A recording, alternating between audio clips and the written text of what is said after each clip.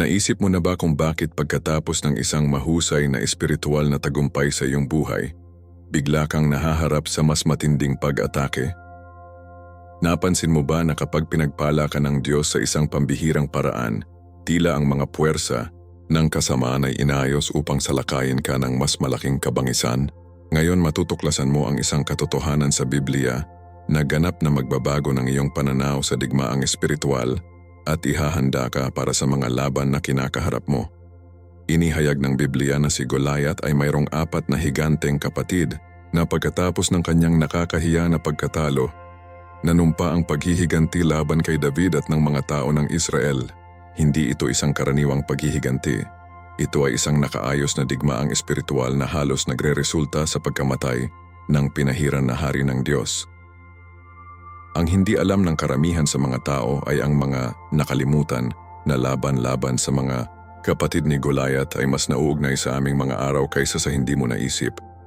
Ang mga higanteng ito ay hindi lamang malalaking lalaki na may uhaw sa paghihiganti. Sila ay mga inapo ng isang nasirang linya na bumalik sa Nephilim. Binanggit ng mga giants sa Genesis na nagresulta mula sa unyon sa pagitan ng mga nahulog na langit at kababaihan ng tao. Ang layunin niya ay hindi lamang pumatay kay David, ay upang matakpan ang walang hanggang plano ng Diyos at biguin ang pagdating ng Mesiyas. Bago magpatuloy, nais kong umalis ka sa mga komento. Naranasan mo ba ang tumindi na mga pag-atake sa espiritu pagkatapos ng isang mahusay na tagumpay sa iyong buhay? Ibahagi ang iyong karanasan dahil kung ano ang iyong matututunan ngayon ay magbibigay sa iyo ng mga susi upang maunawaan at pagtagumpayan ang mga pag-atake na ito. Kung naniniwala ka sa kapangyarihan ng salita ng Diyos at kay Hesukristo bilang iyong tagapagligtas, mag-subscribe sa channel ngayon at buhayin ang mga abiso sapagkat ang mensaheng ito ay maaring eksakto kung ano ang kailangang pakinggan ng iyong kaluluwa. Isipin sandali ang eksena na naganap pagkatapos ng nakamamatay na araw na iyon sa Elah Valley. Habang ipinagdiwang ng buong bansa ng Israel ang mahimalang tagumpay ni David sa malakas na Goliath, isang bagay na mas makasalanan ang paggawa ng serbesa sa mga anino ng Gat. Makikita mo ang aking kaibigan kung ano ang hindi alam ng karamihan sa mga tao na si Goliath ay hindi lamang isang malungkot na higanteng mandirigma. Ito ay bahagi ng isang pamilya, isang linya na kinilabutan, ang rehiyon para sa mga henerasyon, at nang bumagsak ang kanyang kampeon ng isang simpleng bato mula sa isang pastol, ang kanyang 4 na kapatid ay hindi lamang sumigaw, kasabay nila. Inihayag ng Biblia sa dagang Samuel 21 at Warren Chronica 20 na ang mga ito ay hindi ordinaryong kalalakihan na naghahanap ng ordinaryong paghihiganti. Ang mga ito ay mga inapo ng mga sinaunang higante, ang pagtanggi, at ang kanilang pagkauhaw sa paghihiganti ay dinala sa kanila ng isang espiritual na kadiliman na higit sa pag-unawa ng tao. Ang kanyang pagganyak ay hindi lamang maghiganti sa pagkamatay ng kanyang kapatid. Ito ay upang salakayin ang mismong puso ng napiling tao ng Diyos at ang kanyang pinahiran na hari. Maaari mo bang isipin ang galit na dapat kumonsumo sa kanila? Ang kanyang kapatid na lalaki na matagal nang walang talo, na demolished sa kung ano ang hitsura ng isang bata na may isang simpleng pananampalataya sa makapangyarihan sa lahat. Ngunit narito ang tunay na kaakit-akit tungkol sa kwentong ito. Ang kanyang pagnanais para sa paghihiganti ay nagpapakita ng isang bagay na malalim tungkol sa likas na katangian ng digmaang espiritual na nagpapatuloy hanggang sa araw na ito. Ang layunin ng kanyang mapaghiganti na kampanya ay hindi lamang isang pisikal na paghihiganti, ngunit isang bagay na mas malalim at mas espiritual. Hindi lamang galit na mga kapatid na naghahanap ng dugo para sa dugo. Sila ay mga instrumento ng isang mas madidilim na layunin, pagtatangka na makagambala sa plano ng Diyos para sa kanyang mga tao. Ipinakita sa atin ng banal na kasulatan na ang kanyang paghihiganti ay isang espiritual na kalikasan na idinisenyo upang ihinto ang banal na layunin na natutupad sa pamamagitan ni David. Pag-isipan ito, si David ay hindi lamang sa anumang batang lalaki. Siya ang pinahiran na hinaharap na hari ng Israel.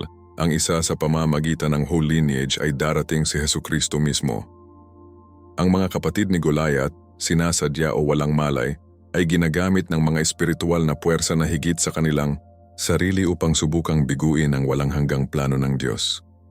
Ang layunin niya ay halos makamit ang pagkamatay ni Haring David na magkakaroon ng mga kahihinatnan para sa lahat ng sangkatauhan. Napagtanto mo ba ang laki ng kung ano ang nakataya? Hindi lamang ito ang buhay ng isang tao kundi ang kinabukasan ng pagtubos ng tao, ang pananampalataya na ipinakita ni David sa pamamagitan ng pagharap kay Goliath ay napatunayan ngayon sa mga paraan na hindi niya naisip. Ang mga higanteng ito ay hindi iisa na may mga espada at sibat. Dumating sila na may isang tiwaling, espiritual na mana na bumalik sa mga nakaraang henerasyon. Ang pagpapatuloy ng digmaan na ito ay nagpapakita ng isang bagay na mahalaga tungkol sa likas na tunggalian. Malinaw na ipinapahiwatig ng Biblia na ang paghaharap kay Goliath ay simula lamang ng isang mas malalim na digmaan laban sa nasirang linya ng dugo na ito. Hindi ito isang labanan na natapos sa isang solong tagumpay. Ito ang pagbubukas maliban sa isang matagal na espiritual na kampanya. Ang mga kapatid ni Goliath ay kumakatawan sa pagtitiyaga ng kasamaan, ang paraan kung saan ang mga puwersa ng kadiliman ay hindi sumuko pagkatapos ng isang pagkatalo. Nag-regroup sila, nag-estratehiya sila, at kumakain sila pabalik na may na-update. Ito ay isang malakas na aralin para sa atin ngayon. Kapag nakakaranas tayo ng isang espiritual na tagumpay sa ating buhay, hindi natin dapat ibababa ang ating bantay na iniisip na tapos na ang labanan. Ang kaaway ng aming mga kaluluwa ay nagpapatakbo sa parehong paraan na ang mga higanteng kapatid na ito ay naghahanap ng mga sandali ng kahinaan, plano ang mga coordinated na pag-atake at gamitin ang aming mga nakaraang tagumpay bilang pagganyak upang palakasin ang kanilang mga pagsisikap. Ang pananampalataya na humahantong sa atin sa tagumpay ay dapat ding mapanatili tayo sa patuloy na pagsubaybay. Nalaman ni David ang araling ito sa pinakamahirap na paraan nang halos mawala siya sa kamay ni Isbi-Benob, isa sa mga naghihiganti na kapatid. Ang ginagawa ng mas kaakit na kwento na ito ay kung paano ipinahayag ng karakter ng Diyos sa gitna ng salungatan. Habang ang mga higanteng ito ay nagplano ng kanilang paghihiganti sa pagkalkula ng CATD, ang Diyos ay nag-aasawa na mas malaki. Ang bawat paghaharap sa mga higanteng kapatid na ito ay naging isang pagkakataon para sa Diyos na ipakita ang kanyang katapatan kay David at sa kanyang bayan. Ang malamig at kinakalkula na paghihiganti ng mga giants ay nakamit ang soberanong proteksyon ng kataas-taasan. Pag-isipan kung paano ito nalalapat sa iyong sariling buhay. Kapag nahaharap ka sa oposisyon, espesyal na pagsalungat na ang mga SEM ay magmula sa isang lugar ng espiritual na kadiliman, tandaan na ang Diyos ay hindi mababantayan, hindi siya nagulat sa mga pag-atake ng kaaway, at ang kanyang plano ay hindi mabigo sa paghihiganti ng mga sumasalungat sa kanilang mga layunin. Ang pananampalataya na nilinang ni David sa kanyang kabataan bilang isang pastor ay naging pundasyon na nagpapanatili sa kanya nang harapin niya ang mga coordinated na pag-atake na ito. Ito ay ang parehong pananampalataya na tinawag tayo ni Hesukristo na magkaroon. Walang tigil na tiwala kung saan ang Diyos ay mas malaki kaysa sa anumang higanteng maaari nating harapin. Ang espiritual na katangian ng paghihiganti na ito ay nagtuturo sa atin tungkol sa hindi nakikita na katotohanan na nagpapatakbo sa likod ng mga nakikitang mga salungatan sa ating buhay. Ang mga kapatid na ito ay hindi lamang na motivasyon ng mga emotions ng tao tulad ng kalungkutan o galit. Sila ay bahagi ng isang mas malaking espiritual na salaysay na hindi nagbubukas mula pa noong simula ng panahon. Ang kanyang paghihiganti ay isang pagpapakita ng sinaunang pagkapuot sa pagitan ng binhi ng babae at ang binhi ng ahas, tulad ng hinulaang sa Genesis 3:15. Kapag nauunawaan natin ito, nagsisimula kaming makita ang iyong sariling mga pakikibaka sa isang nakumpleto na iba't ibang ilaw, ang mga laban na kinakaharap natin sa ating pang-araw na buhay. Alinman sa ating mga relasyon, ating gawain, ating kalusugan, o ating pananampalataya, madalas na may mas malalim na espiritual na ugat kaysa sa nakikita natin sa ibabaw. Itinuturo sa atin ng Biblia na hindi tayo lumalaban sa laman at dugo, ngunit laban sa mga punong guro, laban sa mga kapangyarihan, laban sa mga gobernador ng kadiliman ng siglo na ito, Efeso 19. Ang mga kapatid ni Goliath ay mga pisikal na pagpapakita ng espiritual na katotohanan na ito, at ang kanilang pagkatalo sa wakas ay magiging isang pagpapakita ng kapangyarihan ng Diyos upang maprotektahan ang kanilang mga at matupad ang kanilang mga pangako, anuman ang kilabot na oposisyon. Upang tunay na maunawaan ang kadakilaan ng hinarap ni David at ng kanyang matapang, dapat nating ipasok ang kailaliman ng isang kwento na bumalik sa madaling araw ng sangkatauhan. Ang supling ni Goliath ay hindi isang kaswal na anomalya ng genetic. Bahagi ito ng isang bloodline na may mga ugat nito sa pagtanggi, isang lahi ng mga higante na nanirahan sa lupain ng Canaan bago pa nakarating ang Israel sa lupang pangako.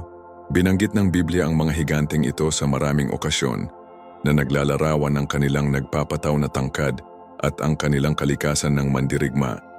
Ngunit narito kung saan ang kwento ay nagiging tunay na extraordinary. Ang mga higanteng ito ay hindi lamang matangkad na tao.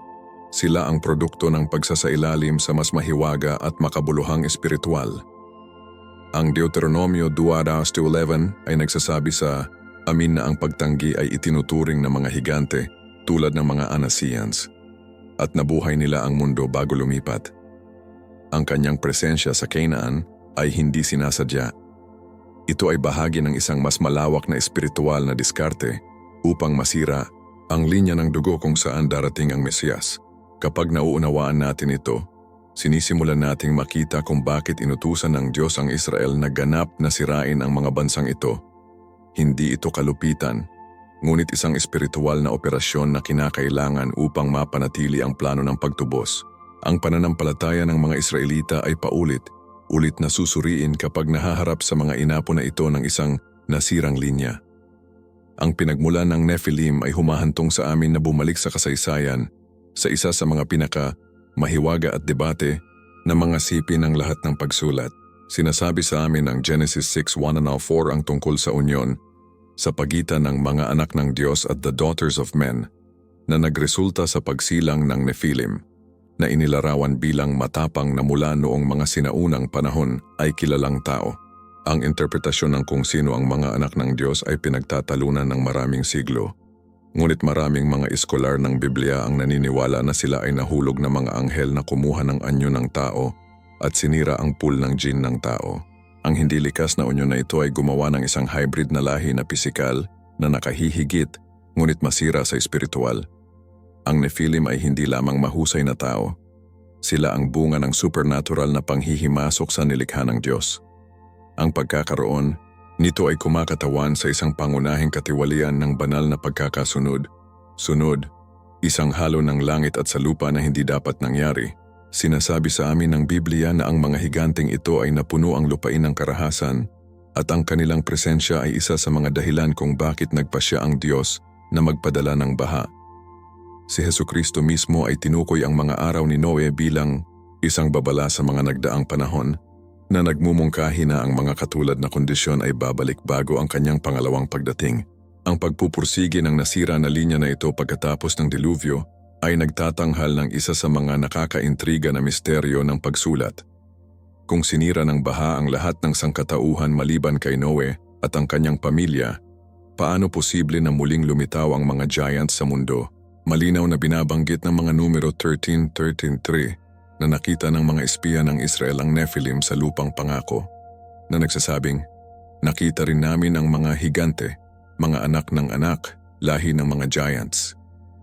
Ito ay nagtatanghal sa amin ng malubhang mga possibility na may malalim na mga implikasyon sa teolohiko.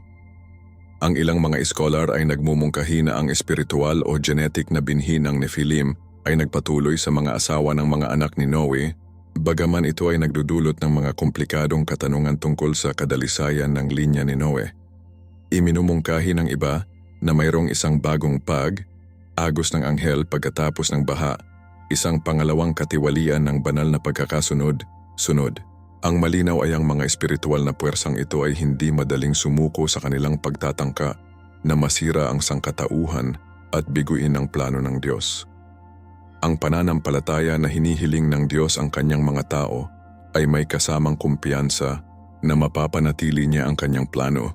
Kahit na ang mga supernatural na puwersa ay sumasalungat sa kanya, ang paglusot ng napinsalang linya na ito sa mga mamamayan, lalo na ang mga Filisteo, ay nagpapakita sa amin kung paano nagpapatakbo ang kaaway sa isang banayad at madiskarteng paraan. Ang mga Filisteo ay hindi lamang isa pang paganong bayan. Naging kanlungan sila para sa mga inapo ng mga higante. Hindi ito sinasadya. Ito ay isang madiskarteng pagpoposisyon ng mga espiritual na puwersa ng kadiliman upang lumikha ng katibayan kung saan tutulan ang mga tao ng Diyos. Si Gat, ang lungsod ng Goliath, ay naging isang sentro kung saan ang mga higanteng ito ay hindi lamang pinahintulutan, ngunit pinataas bilang mga kampyon at tagapagtanggol. Ang pagkakaroon ng maraming mga higante sa isang solong lungsod ng Filisteo ay nagmumungkahi na mayroong higit sa mga henetika na nakataya. Mayroong isang sinasadyang konsentrasyon ng napinsalang linya na ito. Nang harapin ni David si Goliath, hindi lamang siya nakikipaglaban sa isang sundalo ng kaaway. Nakikipag-usap ako sa mga siglo ng espiritual na katiwalian at paghihimagsik laban sa Diyos. Itinuturo sa atin ng Biblia na ang ating laban ay hindi laban sa laman at dugo, at ang kasaysayan ng mga higanteng ito ay isang perpektong paglalarawan ng katotohanan na ito. Sa tuwing nahaharap ng mga Israelita ang mga inapo ng Nephilim, nakikilahok sila sa isang digmaang espiritual na nagsimula sa mga araw bago ang baha.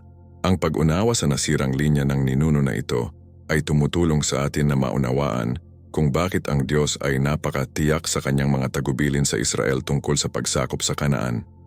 Hindi ito paglilinis ng etniko, ito ay espiritual na pakikidigma ng pinakamataas na pagkakasunod. Kapag inutusan ng Diyos ang kumpletong pagkawasak ng ilang mga bansa, pinoprotektahan niya hindi lamang ang Israel, kundi sa lahat ng sangkatauhan mula sa katiwalian na maaaring biguin ang plano ng pagtubos. Ang mga higante ay kumakatawan sa kontaminasyon na lumampas sa pisikal. Ito ay isang espiritual na katiwalian na nagbanta sa kadalisayan ng linya ng Mesyas. Ang pananampalataya na hinihiling ng Diyos sa kanyang mga tao ay kasama ang pagsunod sa mga tagubilin na maaaring maging malubha, ngunit kinakailangan upang mapanatili ang kanilang walang hanggang layunin. Nang harapin ni David si Goliath at kalaunan ay nakipaglaban ang kanyang mga kapatid sa iba pang mga higante, nakikilahok sila sa pagpapatuloy ng digmaang espiritual na ito. Si Hesukristo, nang siya ay sa wakas ay dumating bilang katuparan ng lahat ng mga pangako, ay kumakatawan sa pangwakas na tagumpay sa nasirang linya na ito. At lahat ng kinatawan niya, ang kanyang tagumpay sa krus ay hindi lamang tungkol sa kasalanan at kamatayan, ngunit sa lahat ng mga espiritual na puwersa na sinubukan na biguin ang plano ng Diyos mula pa noong simula ng panahon. Sa gitna ng teritoryo ng Filisteo, ang isang lungsod ay pinalaki na higit pa sa isang simpleng lakas ng militar. Ito ay isang espiritual na santuaryo kung saan ang mga higante ay hindi lamang natagpuan ang kanlungan, ngunit kung saan sila ay pinarangalan at pinataas bilang mga simbolo ng kapangyarihan at paglaban-laban sa Diyos ng Israel. Si Gat, isa sa 5 pangunahing mga lungsod ng Filis, ay nagbago sa pagiging isang bagay na maaari nating ilarawan bilang isang balwarte ng mga puwersa ng kadiliman. Narito kung ano ang nakakagulat sa lungsod na ito mula sa isang espiritual na pananaw. Hindi lamang na nangyari ang mga higante na nakatira doon. Ito ay nag-ayos ng disenyo at naayos sa paligid ng kanilang saksi at kapangyarihan. Ang mga pag-aaral sa arkeolohiya at Biblia ay nagmumungkahi na ang Gat ay makabuluhang mas malaki at mas pinatibay kaysa sa iba pang mga lungsod ng Filist, na parang itinayo ito, partikular na itaguyod ang mga nilalang na ito ng pambihirang tangkad. Sinasabi sa amin ng Biblia sa 1 Samuel 17, creature na ang Goliath ay ng Gat, na kinikilala ito hindi lamang sa isang lugar na heograpiya, ngunit may isang tiyak na espiritual na kultura at pagkakakilanlan. Nang harapin ni David si Goliath, hindi lamang siya nakikipaglaban sa isang individual. Kinakaharap ko ang lahat ng kinatawan ng Gat, siglo ng paghihimagsik na inayos laban sa mga layunin ng Diyos.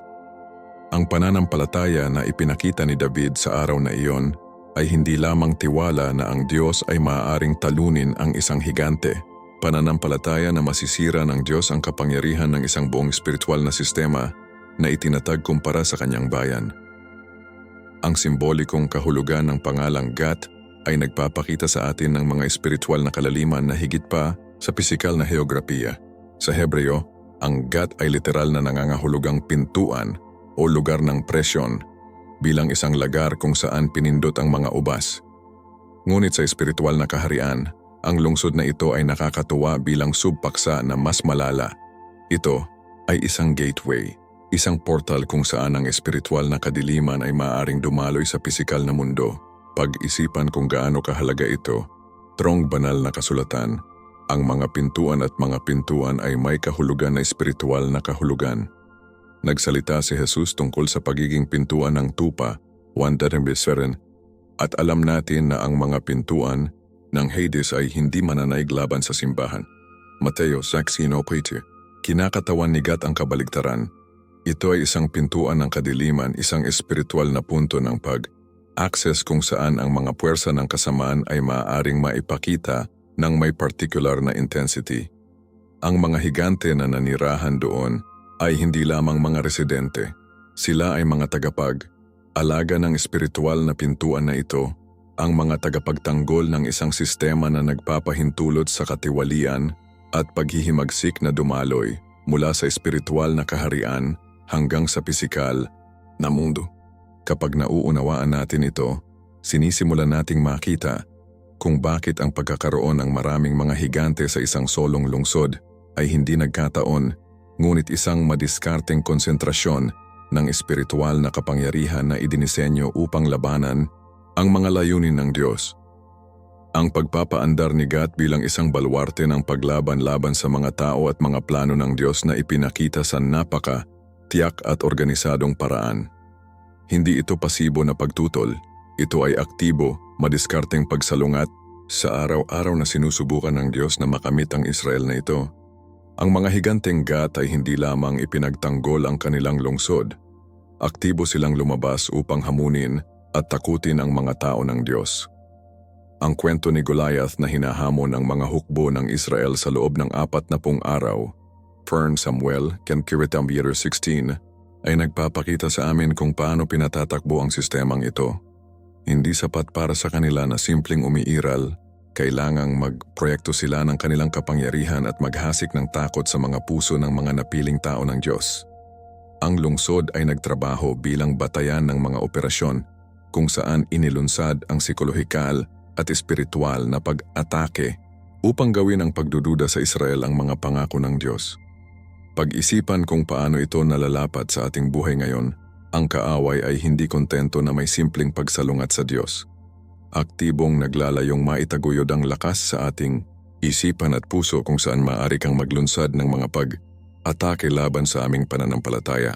Itinuturo sa atin ng Biblia na mayroon tayong makapangyarihang espiritual na sandata upang mapunit ang mga lakas na ito, dogen mga taga-Korinto 10:4, ngunit dapat nating kilalanin ang kanilang pag-iral at maunawaan kung paano sila nagpapatakbo. Ang espiritual na epekto ng pagkatalo ni Goliath sa Gat ay mas malalim kaysa sa napagtanto ng karamihan sa mga tao. Kapag nahulog ang mga bukal ng bato ni David at ang kampeon ng Gath ay nahulog, hindi ito isang tagumpay sa militar, ito ay isang direktang assault sa espiritual na infrastruktura ng lungsod. Si Goliath ay hindi lamang pinakamalakas na mandirigma ni Gat. Ito ay ang buhay na simbolo ng lahat ng kinakatawan ng lungsod. Ang kanyang kamatayan ay kung paano ibagsak ang pundasyon ng isang espiritual na gusali na nasa ilalim ng konstruksyon sa mga henerasyon. Sinasabi sa atin ng Biblia na pagkatapos ng pagkamatay ni Goliath, ang mga Filisteo ay tumakas sa gulat, 1 Samuel 17:51. Ngunit ang hindi natin nakikita sa ibabaw ay ang pagbagsak ng espiritual na nangyari sa Gat sa araw na iyon. Ang mga espiritual na puwersa na ginamit ng lungsod bilang batayan ng mga operasyon ay nakalantad sa publiko at napahiya. Ang pananampalataya ng isang batang pastol ay nakamit kung ano ang hindi nagawa ng buong hukbo. Ang espiritual na kapangyarihan ng isa sa pinakamahalagang lakas ng kaaway ay nasira. Itinuturo ito sa amin ng isang bagay na mahalaga tungkol sa likas na digmaang espiritual. Hindi palaging ang laki ng ating mga sandata o ang laki ng ating mga mapagkukunan. Ito ay ang pagiging tunay ng ating pananampalataya at ating pagpayag na kumilos sa pangalan ng makapangyarihang Diyos. Ang pagbabagong anyo ni God pagkatapos ng mga kaganapang ito ay nagpapakita sa atin kung paano matubos ng Diyos ang pinakamadilim na lugar kapag ang kanyang mga tao ay kumikilos sa pananampalataya. Kapansin-pansin mamaya sa buhay ni David. Siya ay talagang nakatagpo ng kanlungan nang tumakas siya mula kay Haring Saul. 1 Samuel 27. Ang kabalintunaan na ito ay hindi sinasadya, ay nagpapakita kung paano mababago ng Diyos ang isang lakas ng kaaway sa isang lugar ng kanlungan para sa mga anoys nito. Ang lungsod na dating simbolo ng paglaban-laban sa Diyos ay naging isang lugar kung saan ang kanyang hinaharap na hari ay makakahanap ng proteksyon. Itinuturo sa atin na walang madilim, na lugar na hindi matubos ng Diyos, walang lakas na napakalakas na ang kanyang kapangyarihan ay hindi mababago. Nang magsalita si Hesukristo tungkol sa mga pintuan ng Hades na hindi nananatili laban sa kanyang simbahan, pinag-uusapan niya ang parehong prinsipyong ito, ang kapangyarihan ng Diyos na baguhin ang mga lakas ng kaaway sa mga instrumento ng kanyang layunin. Ang pananampalataya na ipinakita ni David nang harapin si Goliath ay hindi lamang natalo ang isang higante. Sinira niya ang espiritual na kapangyarihan ng isang buong lungsod at binuksan ang daan para sa Diyos na magtrabaho sa mga paraan na walang naisip. Ito ang mangyayari kapag naglakas. Loob tayong maniwala na ang Diyos ay mas malaki kaysa sa anumang lakas na itinatag ng kaaway sa ating buhay o sa ating mundo. Ang kwento ni Isbi-Benob ay nagpapakita ng isa sa mga pinakamatindi at mapanganib na mga laban na kinakaharap ni David. Isang paghaharap na halos nagresulta sa pagkamatay ng pinahiran na hari ng Israel. Ayon sa 2 Samuel 21:16-17, ang inapo na ito ng mga giants ay nakamit ang isang bagay na nakamit ng ibang kaaway, na cornered niya si David sa labanan at malapit na siyang patayin. Ang kanyang sibat ay tumimbang ng 300 siklo ng tanso at siya ay armado ng isang bagong tabak na ginagawa siyang mabisang kalaban kahit na para sa nakaranas na mandirigma hari. Ano ang partikular na kamangha?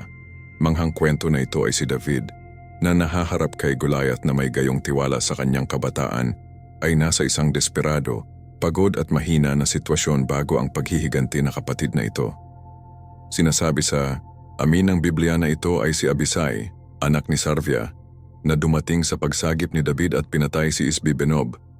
Ang labanan na ito ay nagtuturo sa atin ng isang bagay na malalim tungkol sa likas na digmaang espiritual, kahit na ang pinakadakilang mga tao ng pananampalataya ay matatagpuan sa mga sandali ng kahinaan, kung saan kailangan nila ang tulong ng kanilang mga kapatid sa pananampalataya.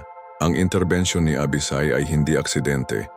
Ito ay probisyon ng Diyos upang maprotektahan ang kanyang pinahiran sa isang kritikal na sandali. Ito ay nagpapaalala sa atin na ang Diyos ay madalas na gumagana sa pamamagitan ng ibang mga mananampalataya upang mapupuksa ang mga sitwasyon na maaaring sirain tayo.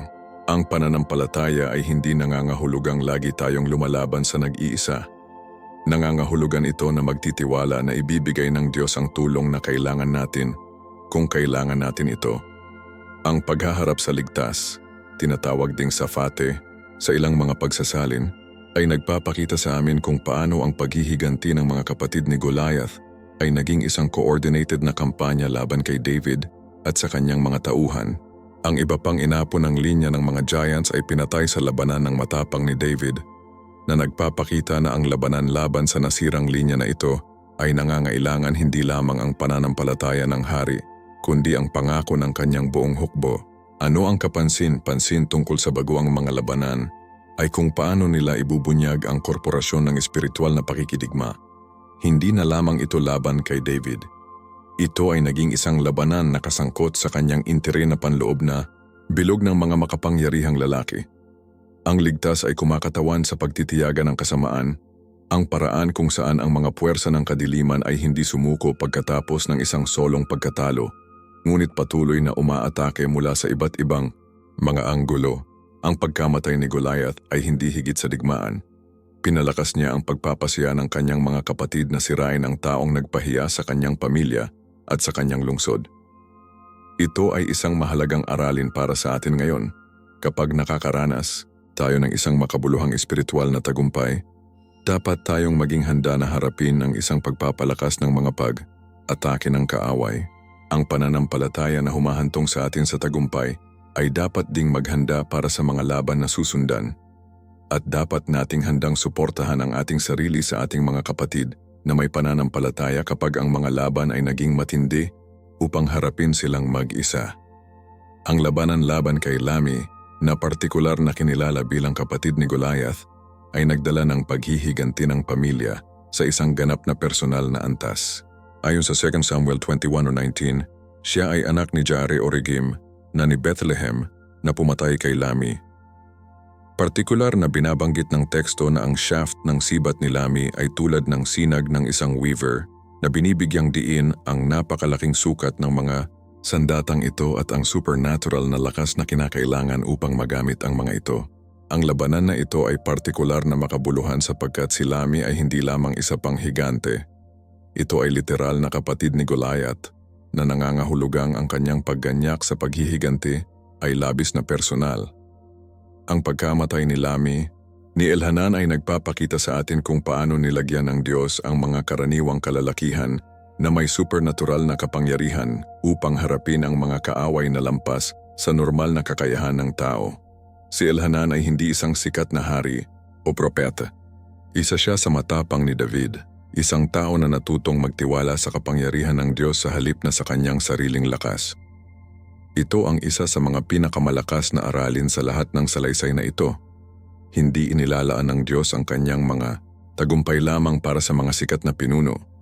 Sinasanay niya ang mga ordinaryong kalalakihan at kababaihan upang makamit ang mga pambihirang bagay kapag kumikilos sila sa pananampalataya.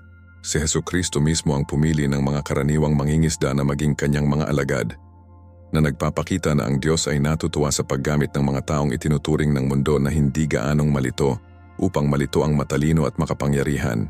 Ang paghaharap sa 6 na higanteng daliri ay kumakatawan marahil ang kakaiba at simbolikong mayaman sa lahat ng mga laban na ito. Ayon sa 1 Chronicles 20:6, ang higanteng ito ay may 6 na daliri sa bawat kamay at 6 na daliri sa bawat paa, 20 sa kabuuan, at may mahusay na tangkad. Ito ay si Jonathan, anak ng kapatid ni David na kapatid, na pumatay sa kanya matapos na hinamon ng higanteng Israel. Ang pisikal na anomalya ng pagkakaroon ng 6 na numero sa bawat matinding ay hindi lamang isang pagkamausisa ng genetic. Nagdala ito ng malalim na simbolikong kabuluhan sa sinaunang mundo. Ang bilang na 6 sa biblikal na numero ay kumakatawan sa pagiging perpekto hindi kumpleto, ang marka ng kung ano ang nasa ibaba ng pagiging perpekto ng banal na kinakatawan ng numero 7. Ang higanteng ito ay literal na nagram ng kasakdalan sa kanyang iba't ibang pisikal na anyo na kumakatawan sa katiwalian at hindi kumpleto na nailalarawan ang buong linya ng Nephilim. Ang hamon niya sa Israel ay hindi lamang isang paghihimok sa militar. Ito ay isang pagpapahayag ng digmaang espiritual, isang paninindigan na ang pagkadilim at katiwalian ay maaring mangibabaw sa pagiging perpekto at kabanalan ng Diyos. Ang tagumpay ni Jonathan sa higanteng ito ay higit pa sa isang militar na gawa. Ito ay isang makahulang pahayag na ang pagiging perpekto ng Diyos ay palaging magtatagumpay sa pagkadilim ng kaaway, anuman ang nakakatakot o makapangyarihan na maaaring maging kasakdalan. Ang coordinated na katangian ng mga paghaharap na ito ay nagpapakita ng isang bagay na mahalaga tungkol sa espiritual na diskarte sa likod ng mga pag-atake na ito. Ang mga hindi random na mga encumber o tugma ng mga laban, maingat silang na orkestra na disenyo ng pag-atake upang sistematikong tinanggal si David at ang kanyang mga pangunahing taga-suporta. Ang bawat isa sa mga higanteng ito ay kumakatawan sa ibang aspeto ng espiritual na pag-atake. Inatake ang Esbibenob ng mahina at maubos si David. Ang ligtas ay kumakatawan sa walang tigil na pagtitiyaga ng kasamaan. Nagdala si Lami ng personal at paghihiganti ng pamilya, at ang 6 na higanteng daliri ay sumisimbolo sa direktang hamon sa pagiging perpekto at kabanalan ng Diyos.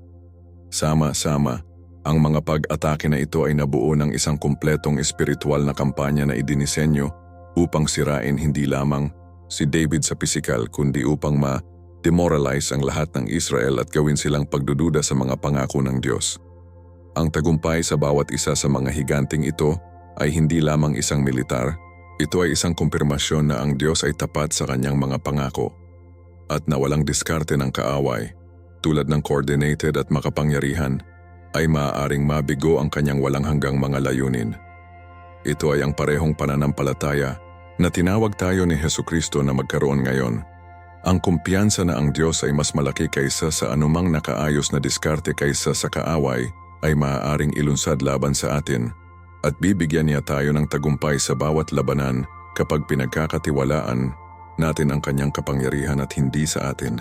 Sa ilalim ng ibabaw ng mga pisikal na paghaharap sa pagitan ng mga kalalakihan ni David at ang mga giants ay naglalagay ng isang espiritual na digmaan ng mga proporsyon ng kosmiko, isang labanan sa pagitan ng dalawang pondo na magkakaibang mga linya na kumakatawan sa pagsalungat sa mga espiritual na kaharian. Ito ay hindi lamang isang digmaan sa pagitan ng Israel at ng mga Filisteo. Ito ay ang pagpapatuloy ng isang salungatan na bumalik sa hardin ng Eden, nang ipinahayag ng Diyos ang pagkapuot sa pagitan ng binhi ng babae at ang binhi ng ahas. Genesis 3:15. Ang linya ni David ay kumakatawan sa linya kung saan dumating ang Mesyas, ang pangwakas na katuparan ng pangako ng Diyos na durugin ang ulo ng ahas.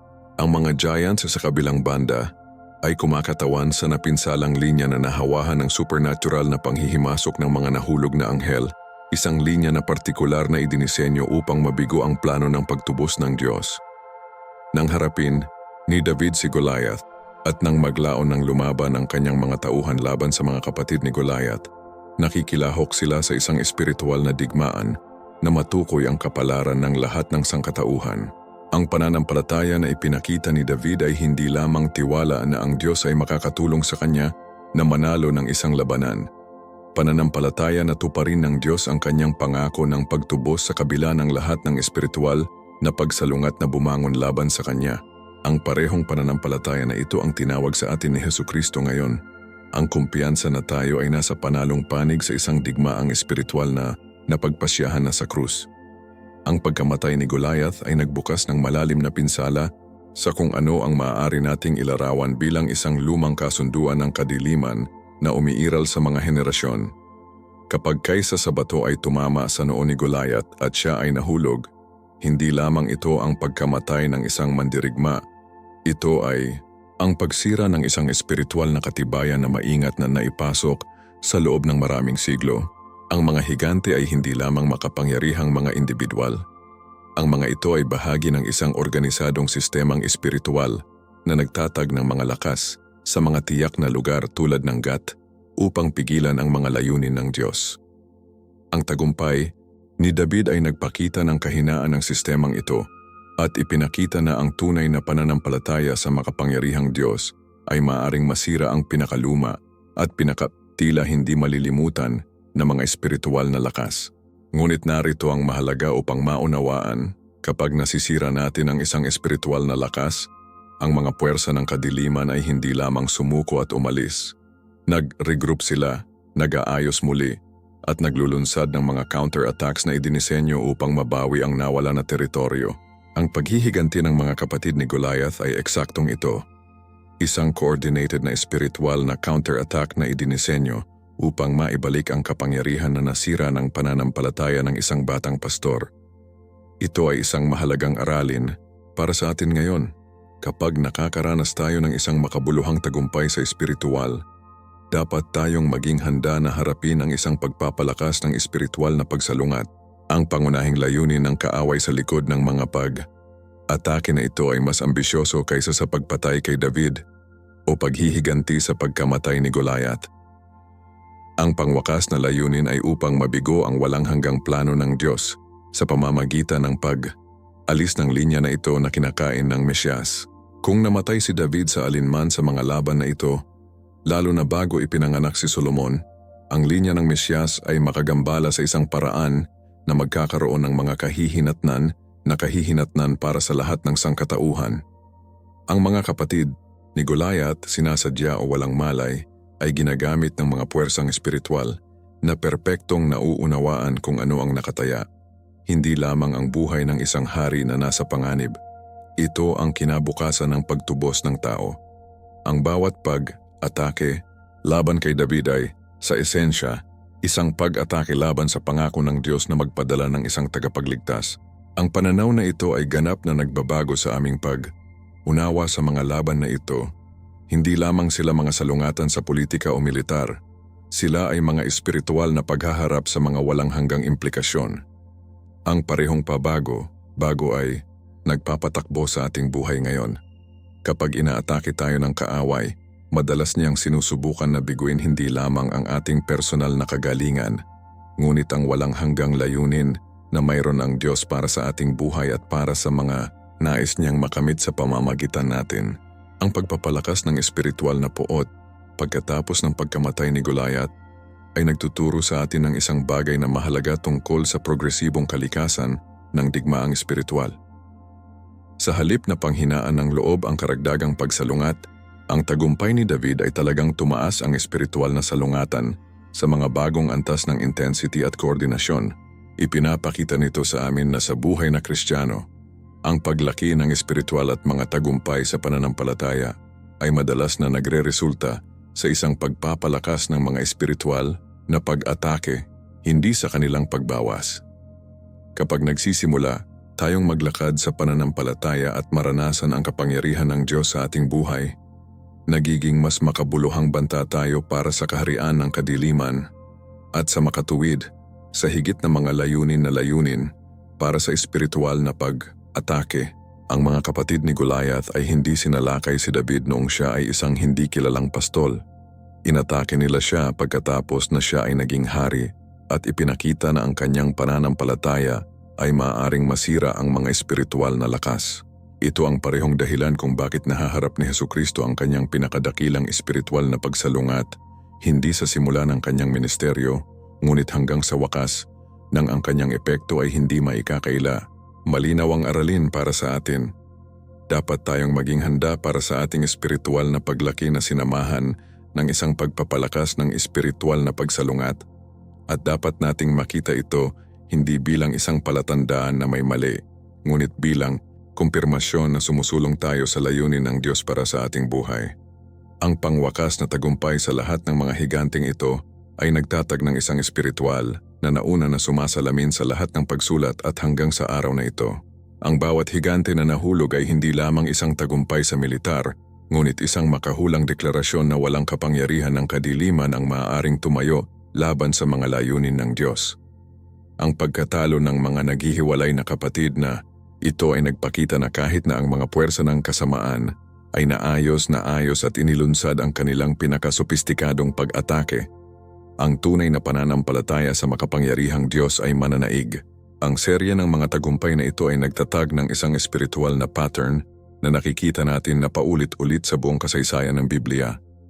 Pinapayagan ng Diyos ang kanilang mga kaaway na ganap na maihayag upang ipakita ang lahat ng kanilang lakas at masamang hangarin, at pagkatapos ay talunin ang mga ito sa mga paraan na niluluwalhati ang kanilang pangalan at palakasin ang pananampalataya ng kanilang mga tao. Ang krus ni Kristo ay kumakatawan sa pangwakas na pagtatapos ng pattern na ito. Doon, ang lahat ng mga puwersa ng impyerno ay naglunsad ng kanilang pangwakas na pag-atake laban sa plano ng Diyos, lamang upang malaman na ang kanyang maliwanag na tagumpay ay talagang kanyang tiyak na pagkatalo. Ang pananampalataya na humahantong sa atin sa tagumpay ngayon ay ang parehong pananampalataya na ipinakita ni David at ng kanyang mga tauhan nang harapin nila ang mga higanting ito. Ang walang tigil na tiwala na ang Diyos ay mas malaki kaysa sa anumang pagsalungat na maaari nating harapin, at ang kanyang plano ay mangibabaw kahit na kung gaano kilabot ang paglaban. Ang representasyon ng demonyo ay isinama ang mga higanting ito ay higit pa sa kanilang pagpapataw ng pisikal na tangkad, ay mga buhay na pagpapakita ng espiritual na katiwalian na nahawahan ng mismong paglikha ng Diyos. Kapag sinusuri natin ang mga giatstro sa espiritual na lens, sinisimulan nating maunawaan na ang mga ween ay hindi simpleng malalaking tao na may mga malalakas na tendensya. Ang mga ito ay pisikal na sagisag ng paglaban ng demonyo sa utos at plano ng Diyos. Ang kanyang mismong pag-iral ay kumakatawan sa isang pagbabagsak ng imahe ng Diyos sa sangkatauhan, isang pagbaluktot ng kung ano ang nakalaan ng tao. Itinuturo sa atin ng Biblia na nilikha tayo sa imahe ng Diyos, Genesis 1:27. Ngunit ang mga higanteng ito ay kumakatawan sa isang napinsalang imahe, isang baluktot na bersyon ng sangkatauhan na nahawahan ng mga impluensya ng malevolous na supernatural. Ang kanyang marahas na pag-uugali, ang kanyang pagmamataas at ang kanyang sistematikong pagsalungat sa mga tao ng Diyos ay hindi lamang mga katangian ng kultura. Ang mga ito ay mga pagpapakita ng kalikasan ng demonyo na ipinakilala sa linya ng dugo nito. Kapag si David at ang kanyang mga tauhan ay nakipaglaban sa mga higanting ito, hindi lamang sila nahaharap sa mga kaaway ng tao. Kinakaharap nila ang mga pisikal na representasyon ng mga espiritual na punong guro at kapangyarihan. Ang pag-unawa na ito ay ganap na nagbabago ng ating pananaw sa digmaang espiritual. Kung minsan ang mga laban na kinakaharap natin sa pisikal na mundo ay mga pagpapakita ng mga salungatan na nagmula sa espiritual na kaharian, ang anim na higanting daliri ay nagtatanghal ng isa sa mga pinakakamangha, manghang at simbolikong mayaman na anomalya ng lahat ng salaysay na ito. Sa biblikal na numero, ang bilang 6 ay kumakatawan sa pagiging perpekto, hindi kumpleto, at ang marka ng kung ano ang nasa ibaba ng pagiging perpekto ng banal, habang ang 7 repertis divineness at pagiging perpekto, 6 na nahuhulog sa marka na iyon, na sumisimbolo sa pagsisikap ng tao at nakamit na hindi maabot ang mga pamantayang banal. Ang higanting ito, kasama ang 24 na mga daliri sa kabuuan, 6 sa bawat paa, ay literal na isang pisikal na pagkakatawang tao ng espiritual na pagkadilim. Ang kanyang anomalya ay hindi lamang isang pag-usisa ng genetic. Ito ay isang simbolikong pahayag na ang buong linya ng mga higante ay kumakatawan sa isang pangunahing katiwalian ng perpektong disenyo ng Diyos para sa sangkatauhan. Sa aklat ng Apocalypse, nakikita natin na ang bilang na Mike 166 ay nauugnay sa tatak ng hayop, na kumakatawan sa pagtatapos ng pagkadili ng tao at paghihimagsik laban sa Diyos. Ang 6 na daliri na higanting ito ay tulad ng isang makahulang prefigurasyon ng espiritual na katotohanan na ito, isang pisikal na pagpapakita ng marka ng kasakdalan na nagpapakilala sa lahat na sumasalungat sa Diyos. Nang talunin siya ni Jonathan, hindi lamang siya nanalo ng isang labanan sa militar. Gumagawa ako ng isang makahulang pahayag na ang pagiging perpekto ng Diyos ay palaging magtagumpay sa kasakdalan ng kaaway, anuman ang nakakatakot o makapangyarihan na maaaring maging perpekto. Ang simbolikong interpretasyon ng pisikal na anomalya na ito ay humahantong sa atin sa malalim na pagmuni, muni sa likas na katangian ng pagtatangka ng tao na makamit ang kapunuan na pag-aari lamang sa Diyos. Ang mga dagdag na numero ng higante ay maaaring maging representasyon ng pagmamalaki ng tao at ang pagnanais na lumampas sa mga hangganan na itinatag ng Diyos para sa kanyang nilikha. Sa halip na kontento sa pagiging perpekto ng banal na disenyo, ang nasirang linya na ito ay minarkahan ng isang pagpapabuti na aktwal na kumakatawan sa isang espiritual na pagkasira. Ito ay katulad ng kasaysayan ng Tower of Babel, kung saan sinubukan ng sangkatauhan na magtayo ng isang bagay na magdadala sa kanila sa langit para sa kanilang sariling mga pagsisikap upang malaman lamang na ang kanilang mga pagtatangka upang malampasan ang mga limitasyon ng banal na nagresulta sa pagkalito at pagpapakalat. Ang 6 na daliri ng higante ay kumakatawan sa parehong kaisipan. Ang paniniwala na ito ay palaging mas mahusay, na ang paglampas sa mga limitasyon na itinatag ng Diyos ay humahantong sa higit na pagiging perpekto. Ngunit itinuturo sa atin ng banal na kasulatan na ang tunay na pagiging perpekto ay matatagpuan sa pagsunod sa disenyo ng Diyos, hindi lalampas dito. Si Jesucristo mismo, na perpektong tao at perpektong banal, ay may isang normal na katawan ng tao na nagpapakita na ang pagiging perpekto ay hindi matatagpuan sa mga pisikal na anomalya, ngunit sa perpektong pagkakahanay sa kalooban ng Ama. Ang pananampalataya na kailangan natin ngayon ay kasama ang pagpapakumbaba ng pagtanggap na ang mga limitasyon na itinatag ng Diyos para sa ating buhay ay hindi mga paghihigpit, ngunit ang mga proteksyon na idinisenyo upang mapanatili tayo sa kanilang perpektong kalooban.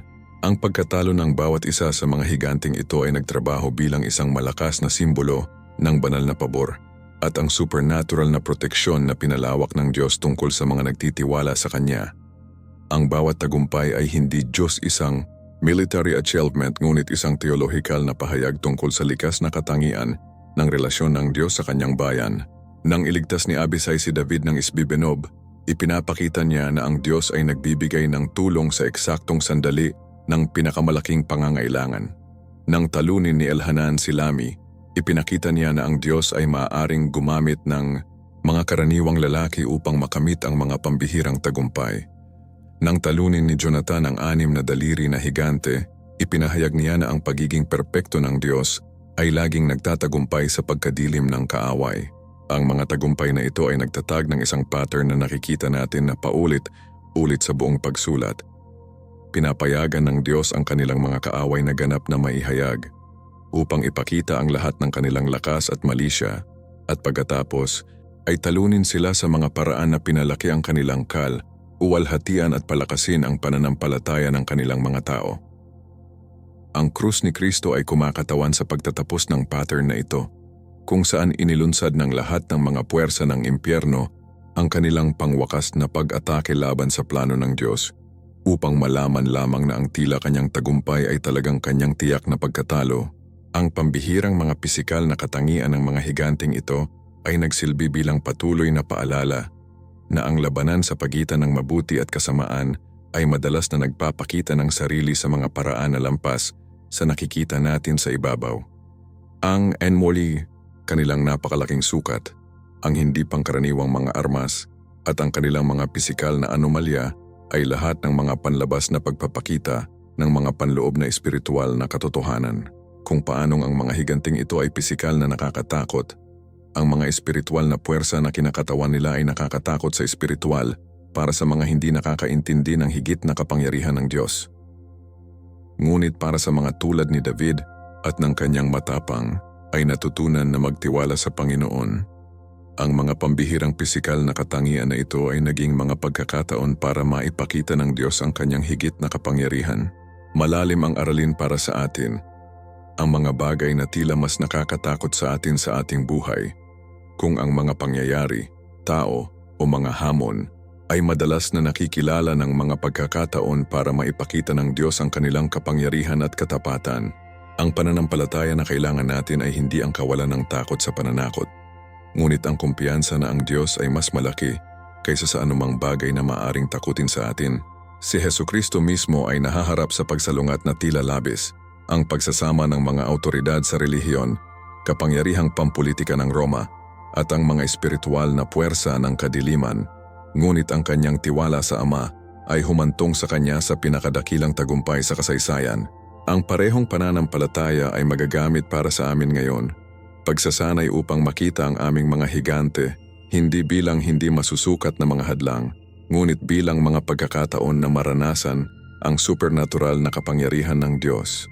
Ang kaugnayan ng mga hindi gaanong kilalang laban sa mga kapatid ni Goliath ay nagpapakita ng isang malalim na katotohanan tungkol sa patuloy na kalikasan ng digmaang espiritual na madalas nating hindi mapapansin ang ating diskarte sa pinakadramatiko at kilalang mga tagumpay. Habang alam ng lahat ang kwento ni na David at Goliath, kakaunti ang mga tao na pamilya na may kasunod na laban-laban kay Isbibenob, Saf, Lahmi at ang 6 na daliri na higante. Gayunpaman ang mga nakalimutan ng mga digmaan na ito ay hindi mahalaga para sa understanding kung paano aktwal na nagpapatakbo ang espiritual na pakikidigma sa buhay ng mananampalataya. Ang mga laban na ito ay nagtuturo sa amin na ang paunang tagumpay sa isang espiritual na kaaway ay hindi nangangahulugang natapos ang digmaan. Nangangahulugan ito na nagpasok ito ng isang bagong yugto na nangangailangan ng patuloy na pagsubaybay at matagal na katapatan. Ang pagkahilig ng tao ay upang ipagdiwang ang mahusay na tagumpay at pagkatapos ay mamahinga ang aming bantay sa pag-aakalang ang kaaway ay permanenteng natalo.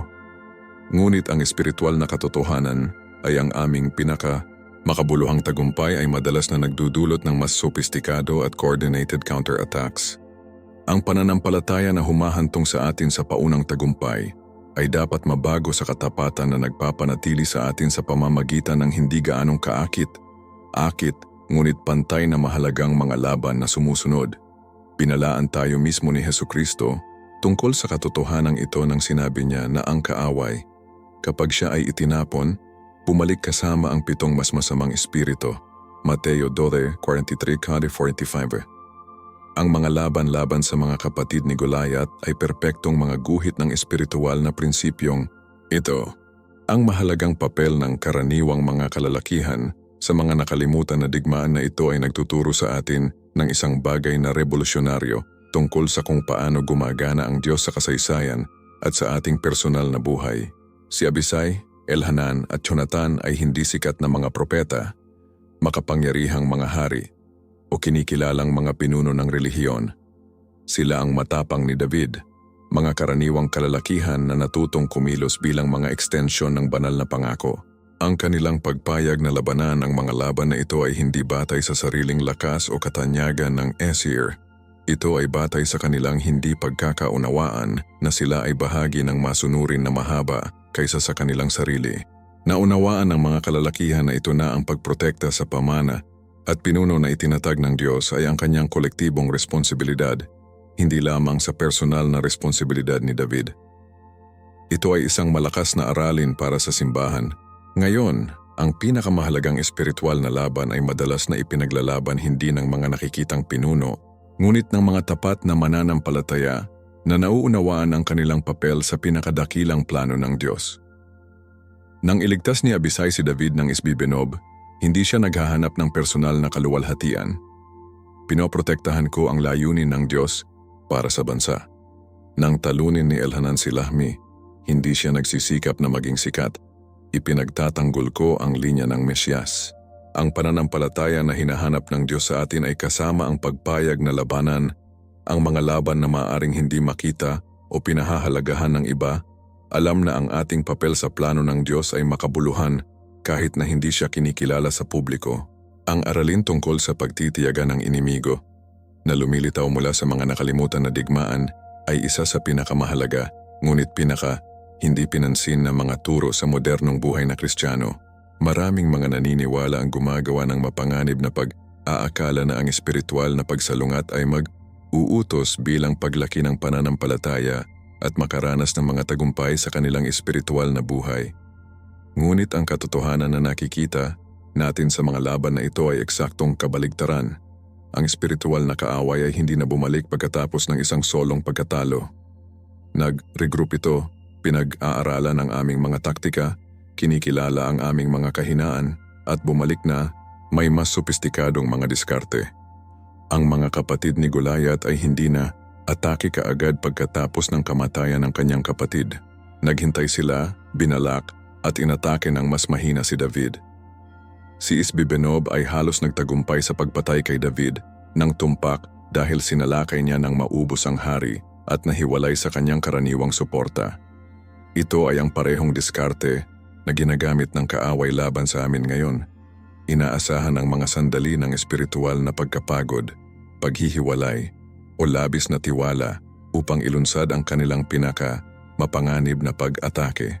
Ang pag-unawa sa katotohanan ito ay dapat humantong sa atin sa patuloy na pagsubaybay at isang patuloy na pag-asa ng Diyos, hindi sa paranoia, ngunit sa espiritual na karunungan na kinikilala na ang buhay na Kristiyano ay isang digmaan, hindi isang serye ng mga nakahiwalay na laban. Ang kahalagahan ng kolektibong katapatan na nakikita natin sa mga laban na ito ay nagtuturo sa atin na ang digmaang espiritual ay hindi kailanman idinisenyo upang labanan sa individual na paghihiwalay. Naunawaan ng mga makapangyarihang lalaki ni David na ang kanilang mga individual na patutunguhan ay hindi magkakahiwalay na link sa tagumpay ng kanilang hari at ang katuparan ng mga pangako ng Diyos sa pamamagitan niya. Ang mga laban ni David ay hindi nakita bilang mga problema ni David. Nakita nila sila bilang kanilang sariling mga laban dahil naintindihan nila na lahat sila ay kasangkot sa parehong banal na layunin. Ang kolektibong kaisipan na ito ay kung ano ang nagpapahintulot sa mga kaaway na talunin ang kanilang sarili na imposible upang manalo ng isa. Kapag nauunawaan ng modernong simbahan ang prinsipyong ito, binabago nito ang isang koleksyon ng mga individual na naghahanap ng kanilang sariling mga pagpapala sa isang coordinated na hukbo na may kakayahang harapin ang pinakamalakas na espiritual na lakas. Ang pananampalataya na kailangan natin ay kasama ang pag-unawa na ang ating mga personal na tagumpay ay konektado sa mga tagumpay ng ating mga kapatid sa pananampalataya at ang ating espiritual na paglaki ay dapat isama ang pagpayag na labanan ang espiritual na tagumpay ng iba.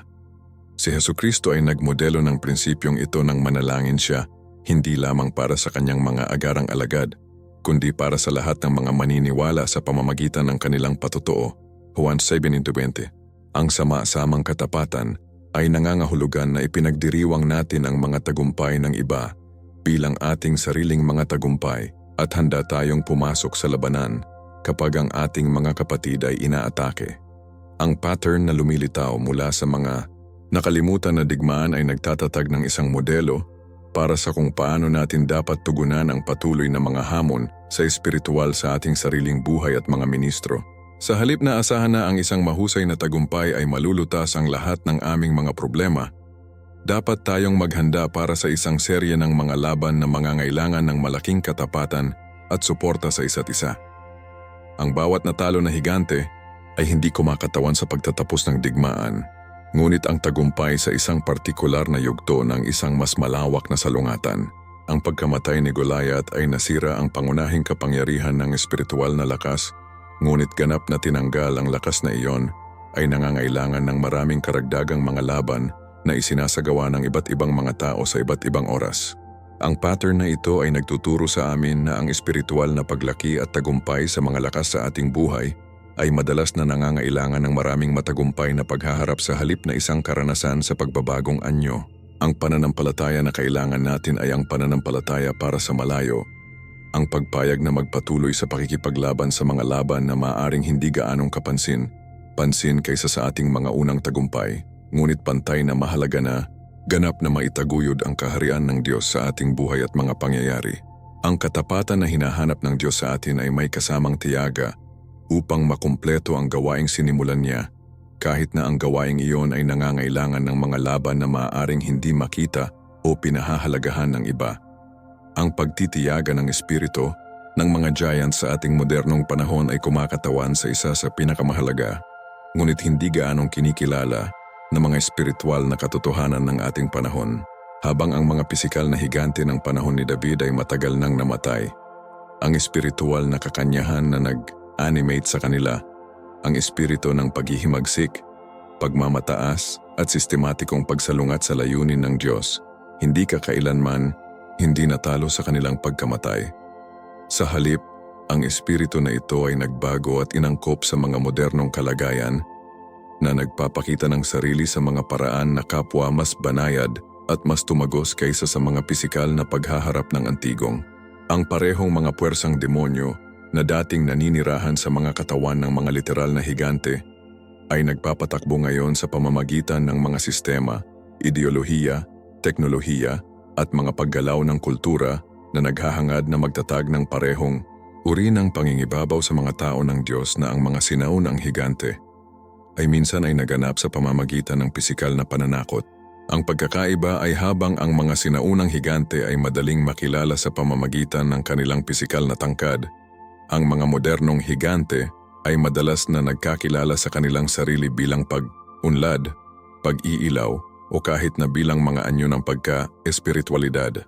Ang pananampalataya na kailangan natin ngayon ay may kasamang espiritual na pag-unawa upang makilala ang mga modernong pagpapakita ng mga sinaunang espiritu ng mga higante at karunungan upang harapin sila ng parehong mga espiritual na sandata na ginamit ni David at ng kanyang matapang, tunay na pananampalataya sa makapangyarihang Diyos at pagsunod sa kanyang salita.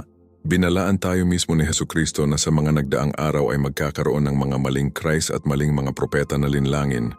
Kung maaari, maging sa mga napili, Mateo 24:24, na nagpapahiwatig na ang espiritual na pagsalungat ay magiging sophisticado, hindi gaanong matindi, habang papalapit tayo sa pagtatapos ng mga oras.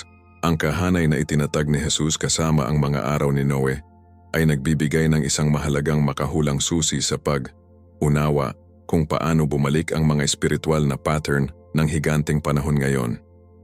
Kapag sinabi ni Kristo, tulad ng sa mga araw ni Noe, kaya ang id ay nasa pagdating ng anak ng tao, Mateo 24:37, hindi siya gus na tumutukoy sa mga taong kumakain at umiinom, at nagkakaisa sa darating na paghuhusga. Tinuturo ko ang pagpapanumbalik ng parehong mga espiritual na kondisyon na nagpakilala sa panahon bago ang baha. Kabilang ang pangkalahatang katiwalian, sistematikong karahasan, at marahil kahit na ang nabagong impluensya ng mga nahulog na nilalang sa mga gawain ng tao. Ang mga araw ni Noe ay minarkahan ng pagkakaroon ng Nephilim, ang mga higante na nagresulta mula sa hindi likas na unyon sa pagitan ng mga anak ng Diyos at ang mga anak na babae ng mga tao. Ang hula ni Kristo ay nagmumungkahi na ang mga katulad na kondisyon, bagaman posibleng maipakita sa iba't ibang paraan, ay makilala ang mga huling araw. Hindi ito nangangahulugang makikita natin ang literal na mga pisikal na higante na naglalakad muli sa lupa. Ngunit nangangahulugan ito na makikita natin ang parehong uri ng espiritual na katiwalian, ang parehong antinatural na halo ng langit at sa lupa, at ang parehong sistematikong pagsalungat sa mga layunin ng Diyos na nagpakilala sa panahon ng Nephilim. Ang pananampalataya na kailangan natin para sa mga oras na ito ay may kasamang espiritual na paghahanda upang harapin ang mga anyo ng oposisyon na maaring maging ganap na bago sa kanilang pagpapakita, ngunit matanda sa kanilang espiritual na kakanyahan. Ang mga modernong pagpapakita ng giants ay maaaring maunawaan bilang anumang istruktura ng kapangyarihan, ideolohiya o impluensya na naglalayong maitaguyod ang pamamahala sa sangkatauhan ng mga paraan na sumasalungat sa soberanya ng Diyos. Sa ating kontemporaryong mundo, maaaring kabilang dito ang mga pandaigdigang sistemang pang-ekonomiya na binabawasan ang mga tao sa mga mamimili lamang, mga teknolohikal na platform na nagmamanipula sa pag-uugali ng tao at mga pattern ng pag-isip, mga filosofiya na pang-edukasyon na sistematiko ng ibukod ang WOD mula sa mga pang-understanding na industriya na nag-normalize sa tinatawag ng Diyos na kasuklam, suklam, at maging ang mga sistemang pang-relihiyon na nangangako ng espiritual na katuparan habang pinangungunahan ng mga tao na malayo sa tunay na relasyon kay Jesus Christ. Ang mga modernong higante ay nagpapatakbo sa parehong paraan tulad ng kanilang mga sinaunang nauna sa pamamagitan ng pananakot, katiwalian at pagsulong ng paghihimagsik laban sa utos na itinatag ng Diyos. Ang pagkakaiba ay habang ang mga sinaunang higante ay pangunahing nakasalalay sa pisikal na lakas, ang mga modernong higante ay gumagamit ng psikolohikal na pagmamanipula, presyo ng lipunan, pag-asa sa teknolohiya, at katiwalian sa moral upang makamit ang parehong layunin. Gawin ang mga tao na sumasailalim sa mga sistema na sumasalungat sa Diyos. Ang labanan laban sa mga modernong higante na ito ay nangangailangan ng parehong mga espiritual na sandata na ginamit ni David, tunay na pananampalataya, pagsunod sa salita ng Diyos, at ang pagpayag na harapin ang pagsalungat kahit na tila napakalaki. Ang pagkakaiba ay ngayon ay nakikipaglaban tayo hindi lamang para sa ating sariling buhay, ngunit para sa mga isip at kaluluwa ng buong henerasyon na sistematikong indoctrinated upang tanggapin ang paghihimagsik laban sa Diyos bilang normal at kahit nakanais-nais. Ang panawagan sa pagsubaybay at espiritual na labanan na lumilitaw mula sa pag-unawa sa mga huling higante na ito ay hindi isang tawag sa takot o paranoia, ngunit isang tawag sa matalinong espiritual na paghahanda at madiskarteng aksyon batay sa mga prinsipyo ng Biblia kung paanong ang mga makapangyarihang kalalakihan ni David ay kailangang matuto ng mga bagong taktika para sa pakikipaglaban sa bawat magkakaibang higanteng nakatagpo nila. Dapat tayong bumuo ng mga espiritual na estratehiya na partikular na idinisenyo upang harapin ang mga natatanging hamon sa ating gipanahon. Kasama dito ang unlad ng talamak na espiritual na pag-unawa na maaaring makilala sa pagitan ng kung ano ang tunay na Diyos at kung ano ang simpleng ipinapakita ang sarili bilang mabuti o pakinabang. Kasama dito ang pagtatayo ng mga pamayanan ng pananampalataya na maaaring magbigay ng kapwa suporta at responsibilidad sa isang mundo na lalong nagagalit sa mga halagang Biblia. Kasama dito ang edukasyon ng ating mga anak at kabataan sa katotohanan ng Biblia ng mga paraan na naghahanda sa kanila upang makilala at pigilan ang banayad na mga anyo ng espiritual na pagmamanipula na nagpapakilala sa ating panahon. At kasama nito ang pagpayag na kumuha ng mga pampublikong posisyon sa pabor ng katotohanan sa Biblia. Kahit na ang mga posisyon na ito ay hindi tayo popular o ilantad tayo sa pag-uusig, ang pananampalataya na kailangan natin para sa mga oras na ito ay isang militante, hindi agresibo o marahas, ngunit matatag na nakatuon sa katotohanan ng Diyos at handang ipaglaban ito gamit ang mga espiritual na sandata na ibinigay niya. Ang pangangailangang matuklasan muli ang mga kwentong ito sa Biblia, tulad ng mga espiritual na mapa upang mag-navigate ng mga kontemporaryong hamon, ay kumakatawan sa isa sa mga pinakakagyat na gawain ng modernong simbahan. Ang mga sinaunang account ay hindi lamang mga makasaysayang curiosities o moralidad. Ang mga ito ay mga makahulang blueprints na nagpapakita kung paano ang mga espiritual na digma ang digma sa iba't ibang mga eras at kung paano makamit ng mga tao ng Diyos ang tagumpay kahit na kung paano ipinapakita ang oposisyon. Kapag pinag-aralan natin kung paano natalo ni David at ng kanyang matapang ang mga giants, hindi lamang tayo natututo tungkol sa mga kaganapan ng nakaraan. Tumatanggap kami ng mga madiskarteng tagubilin upang harapin ang mga giants ng aming sariling oras. Ang mga taktika ay maaaring magbago, ngunit ang mga espiritual na prinsipyo ay mananatiling pareho. Ang tunay na pananampalataya sa Diyos ay laging nagtatagumpay sa pananakot ng kaaway. Ang pagsunod sa salita ng Diyos ay palaging nagbibigay ng kinakailangang karunungan para sa tagumpay. At ang kolektibong katapatan ng mga tao ng Diyos ay palaging nananatili sa mga coordinated na pag-atake ng mga puwersa ng kadiliman. Ang kaugnayan ng mga kwentong ito para sa ating mga araw ay hindi sinasadya. Ito ay providensyal. Alam ng Diyos na kakailanganin natin ang mga halimbawang ito at ang mga turo na ito para sa natatanging mga hamon sa ating panahon. Si Hesukristo mismo ay ginamit ang mga banal na kasulatan ng Lumang Tipan bilang pangunahing sandata laban sa tukso sa disyerto na nagpapakita na ang mga sinaunang katotohanan ay perpektong naaangkop sa mga kontemporaryong laban. Ang pananampalataya na kailangan natin ay kasama ang kumpiyansa na ibinigay ng Diyos sa kanyang salita, ang lahat ng kailangan natin para sa buhay at kabanalan, sa Pedro, 1 3, kasama na ang mga kinakailangang espiritual na diskarte upang talunin ang mga higante sa ating panahon. Ngayon alam mo na ang katotohanan tungkol sa mga kapatid ni Goliath at ang kanyang nabigo na paghihiganti.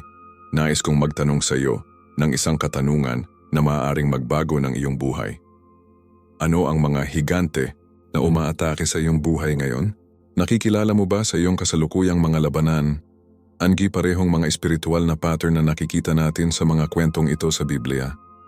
Ang pananampalataya na ipinakita ni David at ng kanyang matapang sa pamamagitan ng pagtalo sa mga giants, na ito ay ang parehong pananampalataya na kailangan mo ngayon. Hindi mahalaga kung gaano katakot ang iyong mga kalagayan o kung paano naayos ang mga pag-atake na kinakaharap mo. Ang parehong Diyos na nagpoprotekta kay David ay protektahan ka. Iwanan mo ako sa mga komento kung ano ang pinaka-nakakagulat na paghahayag ng video na ito para sa iyo. Natuklasan na may mga kapatid na si Goliath, unawain na ang mga higante ay kumakatawan sa mga espiritual na puwersa na nagpapatakbo pa rin ngayon? O baka maunawaan na ang iyong mga espiritual na tagumpay ay maaaring tumindi ang mga pag-atake ng kaaway? Nais kong basahin ang iyong patotoo at manalangin para sa mga laban na iyong kinakaharap. Kung ang mensahe na ito ay humipo sa iyong puso, huwag manahimik. Ibahagi ito sa isang taong kailangang marinig ang mga katotohanan ito. Mag-subscribe sa channel kung hindi mo pa nagawa ito dahil mayroon kaming mas maraming mga paghahayag sa Biblia na magbabago sa iyong pag-unawa sa digmaang espiritual. At huwag makaligtaan ang susunod na video na lilitaw sa iyong screen kung saan ibubunyag namin ang mga lihim ng Biblia na hindi nais ng kaaway na malaman mo ang tungkol sa iyong espiritual na autoridad. Ang iyong pananampalataya ay malapit nang maabot ang isang bagong antas. Pagpalain ka sana ng Diyos at palakasin ka para sa mga tagumpay na darating. Hanggang sa susunod, ako ay isang balangkas. At tandaan, kay Kristo, ikaw ay higit pa sa nagwagi.